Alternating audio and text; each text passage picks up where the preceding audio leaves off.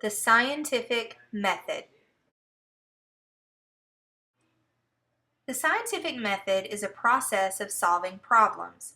It includes a series of steps to help investigate the world around us. The first step of the scientific method is to make an observation. All investigations start with some type of observation that then leads to questions. Can you name the 5 types of observations?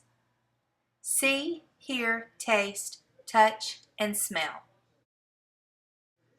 See if you can list 3 observations about the picture.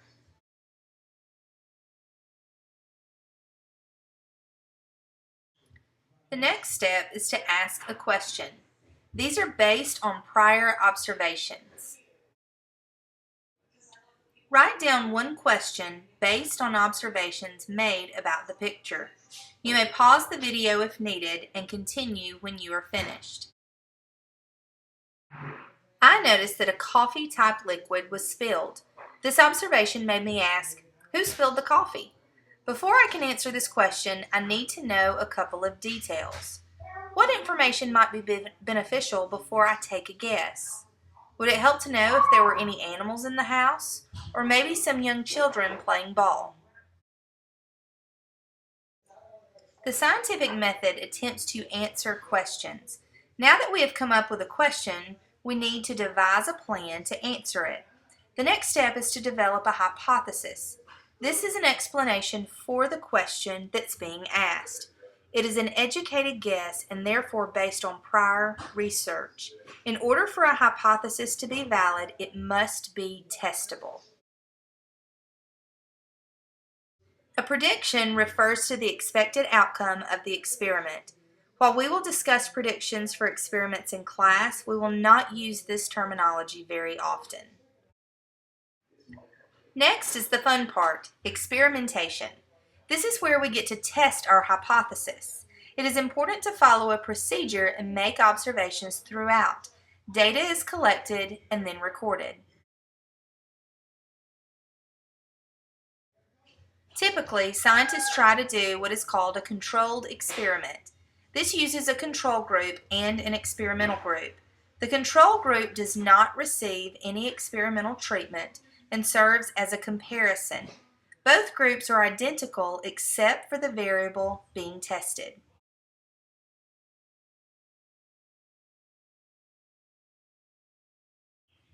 When trying to identify the control and experimental groups, you must first identify the variable being tested. In the scenario below, plant A received full sun, plant B received partial sun, and plant C did not receive any sun. The variable being tested is sunlight.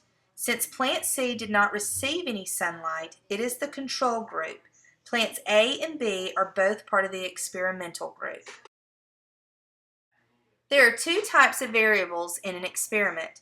One is the variable that you are testing. This is called the independent variable. It is the factor that is changed by the experimenter. In the plant scenario, we were testing sunlight, so the independent variable was sunlight. Another type of variable you will be asked to identify is the dependent variable. This variable depends on the factor that you are testing. It is measured in an experiment. The amount of plant growth would be an example of a dependent variable. Once the experiment is complete, the data is reviewed and analyzed. The conclusion indicates if the hypothesis is supported or rejected. If rejected, the experiment can be retested or the hypothesis may need to be revised. Once a set of related hypotheses have been tested and confirmed many times, a theory may be established.